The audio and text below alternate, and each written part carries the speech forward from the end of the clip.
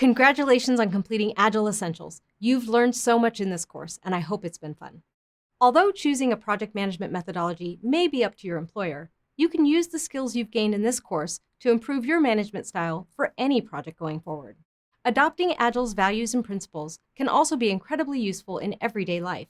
Welcoming change, trusting people, and prioritizing face-to-face conversations are all examples of interpersonal strategies that are useful in many situations.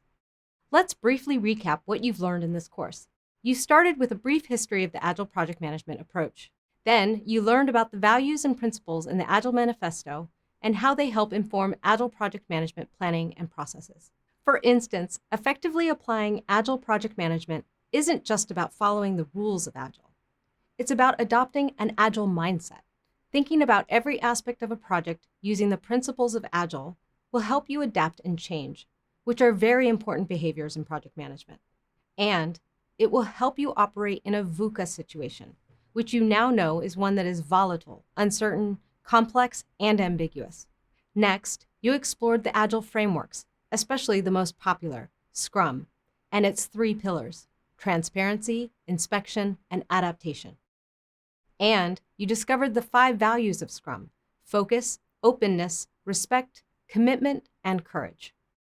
Then, you learned how the Scrum Master, the product owner, and the development team have different responsibilities on the Scrum team and work together to complete projects by using artifacts like product backlogs. You also learned how each of the key Scrum events, the sprint, sprint planning, the daily Scrum, the sprint review, and the sprint retrospective, help foster a successful and collaborative project.